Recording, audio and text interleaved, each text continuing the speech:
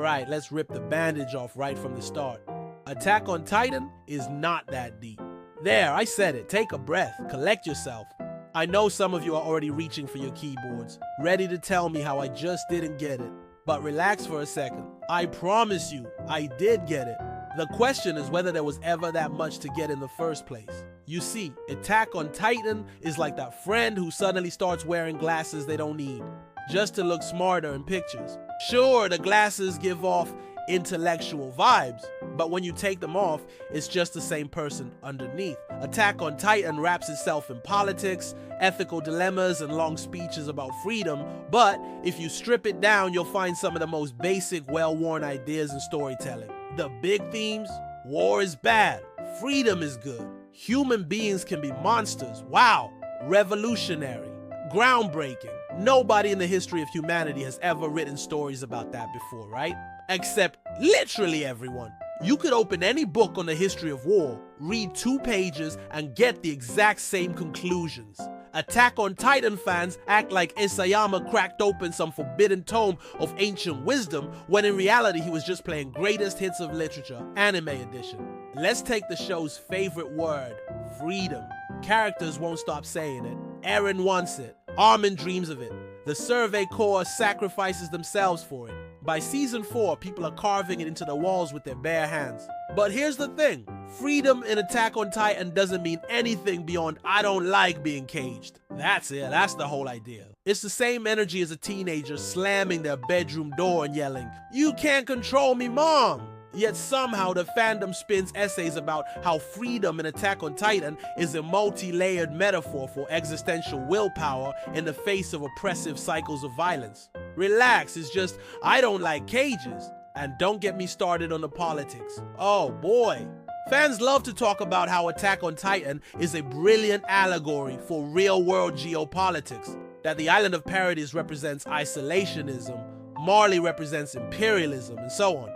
But let's be real, Attack on Titan politics operate on the same level as a high school model UN club. This side invaded that side. This government lied to its people. This general wants power. It's simple, it's broad, and it's perfectly fine for the story it's telling. But let's not pretend we're watching Machiavelli's The Prince come to life with Titans. Even the so-called philosophical dilemmas are mostly reskinned versions of questions people have been asking for thousands of years. Is genocide justified if it guarantees survival? That's literally the trolley problem. Except instead of trains, we've got naked giants stomping through cities. Does violence perpetuate violence? Wow, what a bold, unheard of idea. Next thing you'll tell me is that fire is hot and water is wet. But Attack on Titan disguises all this simplicity with its delivery. And this is where the illusion of depth really works its magic, because Attack on Titan feels profound. The soundtrack swells. The characters stare intensely into the middle distance. Everyone speaks in serious anime voice, like every word they utter is destined to be carved into stone tablets. It's the audiovisual equivalent of adding a reverb filter to the word freedom. Suddenly it sounds like the voice of God, even if the content is just a fortune cookie. Think about it. When Commander Erwin gives his speech before charging into battle, fans act like it's Shakespeare reborn. But if you strip away the delivery, what's he really saying? We're all gonna die, but hey, let's die for a reason. That's not philosophy. That's not groundbreaking. That's every general speech in every war movie ever made. Yet because Attack on Titan frames it with desperate soldiers, swelling choirs, and horse hooves pounding in unison, people mistake adrenaline for wisdom. And this is the trick. Attack on Titan is a master of atmosphere. It creates this heavy, brooding world where people live in fear, where betrayal is around every corner, and where survival is a coin toss.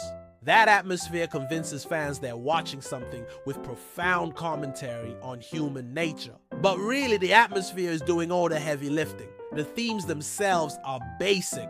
Without the orchestral score and the grim pacing, you're left with fortune cookie wisdom. Sometimes to win, you must lose. Sometimes enemies are just people like us. War never changes. Metal Gear Solid already beat you to it. And look, before the fan base starts foaming at the mouth, I'm not saying AOT is bad, not at all.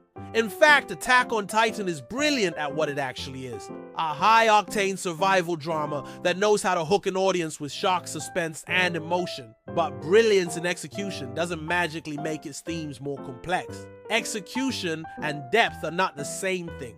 You can dress a simple idea in layers of grit and blood and tragedy, and it will feel deep, but that doesn't mean the idea itself is new.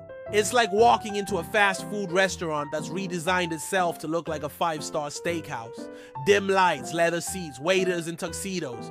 You order the signature Freedom Burger, and the presentation is immaculate. The silver platter gleams. The smell is mouth-watering. But when you bite into it, it's still just a burger. A good burger. Maybe even a great burger. But let's not kid ourselves into thinking it's haute cuisine. Attack on Titan is a very good burger pretending to be a steakhouse, and the fanbase loves pretending they're dining on the wisdom of the ancients. Take Eren's arc, for example. Fans argue for days about whether he's a hero, an anti-hero, or a villain. But let's be real, Eren's twist is basically just Anakin Skywalker speedran in 4 seasons. Innocent kid, full of dreams, gets crushed by harsh reality, turns bitter, and eventually chooses destruction because he thinks it's the only way out. That's not a radical new character study. That's a template as old as storytelling itself.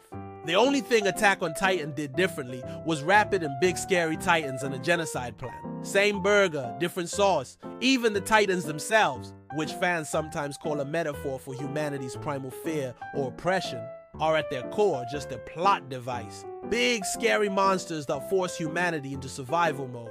They could have been zombies, aliens, or giant mutant cockroaches, and the story would function almost the same.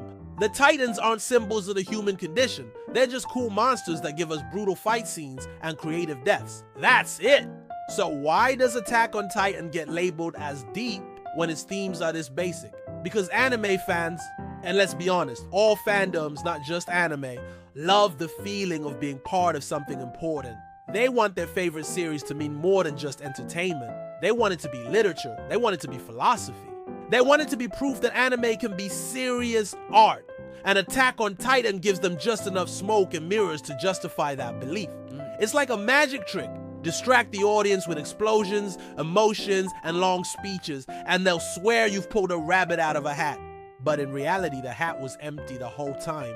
And here's the ultimate irony, saying Attack on Titan is not that deep doesn't mean it's bad.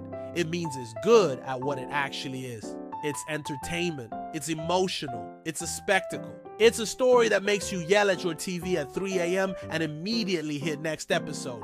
And that is worth celebrating. But don't confuse adrenaline for philosophy.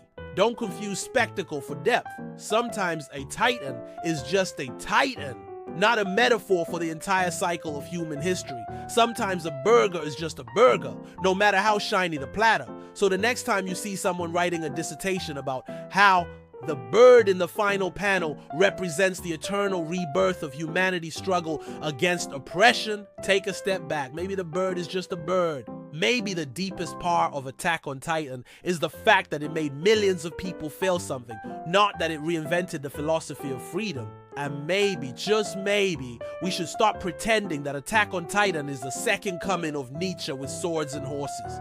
Because at the end of the day, it's not. It's just a damn good show with an illusion of depth, and that's perfectly fine.